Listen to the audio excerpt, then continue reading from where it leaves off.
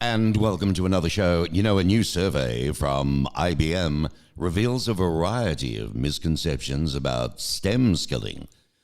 STEM skilling. Job seekers, students, and career changers around the world. They want to pursue roles related to science, technology, engineering, and mathematics.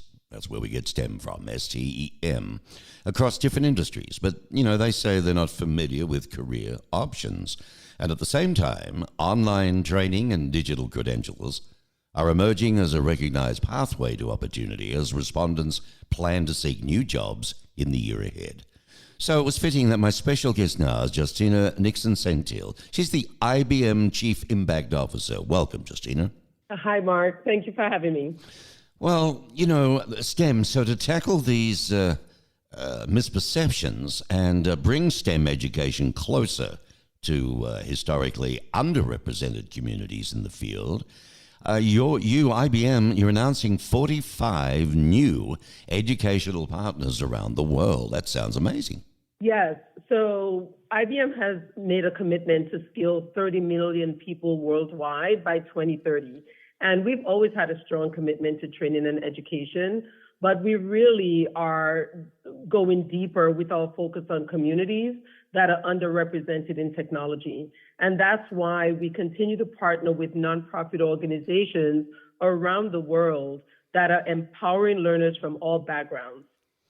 Yeah, well, many of these organizations focus on specific communities that are underrepresented in technology, and they're going to help to skill women, including mothers returning to the workforce, which is good to hear, ethnic minorities, low-income individuals, and of course refugees as well. When you look at the key findings from the survey that came out, 61% think that they're not qualified to work in a STEM job because they don't have the right academic degree. That's pretty high, isn't it?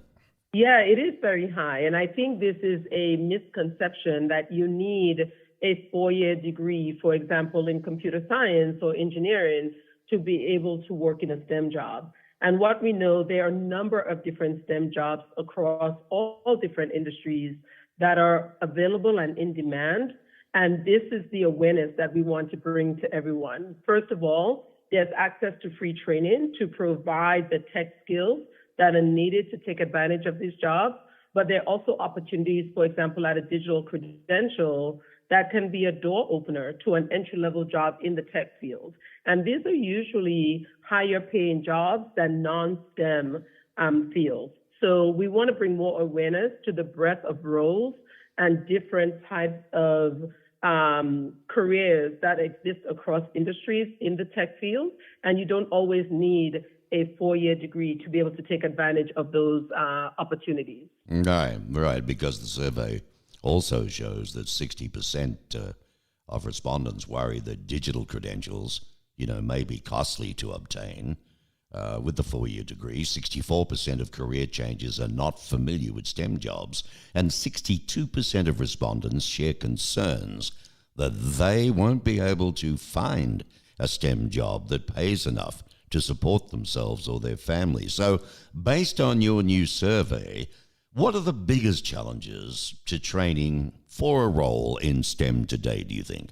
Yeah, I think the biggest challenge is making sure that people understand that there are free training platforms like skillsbuild.org where they can get access to not just the learning path on tech fields, but also the digital credentials that are IBM branded that can really help them obtain an entry-level career in the tech field.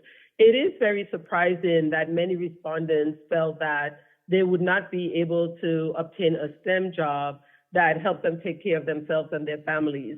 Many STEM jobs are actually higher paying than non-STEM jobs. And you don't always need a 4-year degree to be able to take advantage of these jobs, especially in cybersecurity or data analytics, or even cloud computing, where a digital certificate or a badge can actually enable you to be prepared for that type of opportunity. So there are many things that we are doing. I mean, first of all, we have the free training that's available on SkillsBuild, but we also work with those nonprofit organizations to focus on those communities that have been underrepresented in the tech field, and we provide in not just the training to them, but mentorship and connections to job opportunities as well. So tell me, Justina, should learners just focus on technical training, or is there also value in learning about professional workplace skills? No, I think there's a lot of value in also ramping up workplace skills as well. Just having the technical training is not enough necessarily to be successful in a STEM career. You need to also have those other skills. Sometimes we call them power skills, but those skills around communication, collaboration, how do you present or pitch an idea? How do you problem solve? So we have training that enables our learners to take advantage of some of those skills as well. And then we have training in design thinking, for example, and project management. All those types of skills are really important to be successful in any career, but it really enables someone to ramp up their profile and their resume to be able to show that they don't just have the technical skills, but they have those workplace skills as well.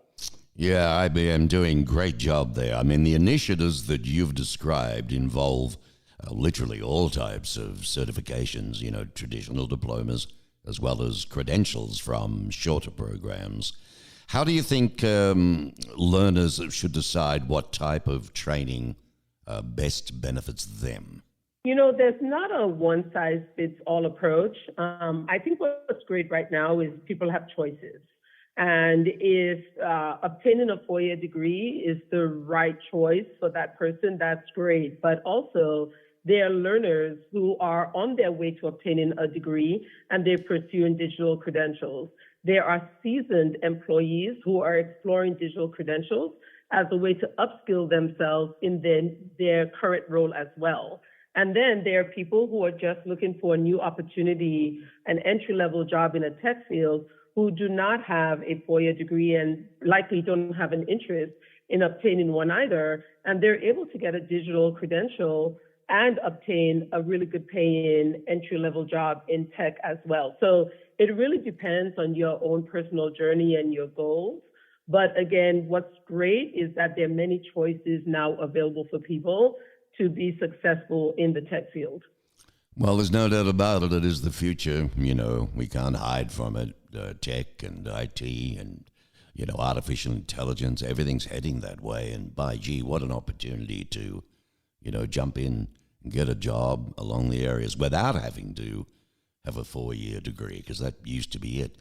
So getting familiar with STEM training and tackling the digital skills gap. You've been doing this a while now, Justina, IBM. I mean, you put a lot of good resources into this. Are you happy with the results you're seeing? Oh, we are very happy with the results. What's always touching is when you hear stories of people who are participating in the program and they've been able to get a new job and they've also increased their economic and social mobility because of it. And they've been able to take care of themselves and their families. And in the end, that's the outcome that we see. That's what we want, to not only help people be more successful in their lives, but also we want to focus on those people who have been underrepresented in the tech field, because by providing access to this training and providing all of the mentorship and support, we could increase diversity and we can increase opportunity for people. And that's a huge part of our mission. Oh, yeah. Marvelous. So listeners can sign up to try online training. They can sign up online. Is this the skillsbuild.org site to do that at? Yes. So for free access to the training that we offer, the learning path and the digital badges, anyone can access skillsbuild.org. That's fabulous. So, you know, folks, golden opportunity. Maybe you've got a young niece, you know, maybe you know somebody. Let them know about this. This is wonderful. Skillsbuild.org. Have a good look. Be able to see all about the online training and be able to maybe, you know, get a fresh start in life, get a new dig. That's the new survey insights that IBM, by G, are they helping underrepresented communities access STEM skills training and digital credentials. And my special guest, always a pleasure to speak with you, Justina Nixon-Saintil from IBM. Thank you, ma'am. Thank you, Mark.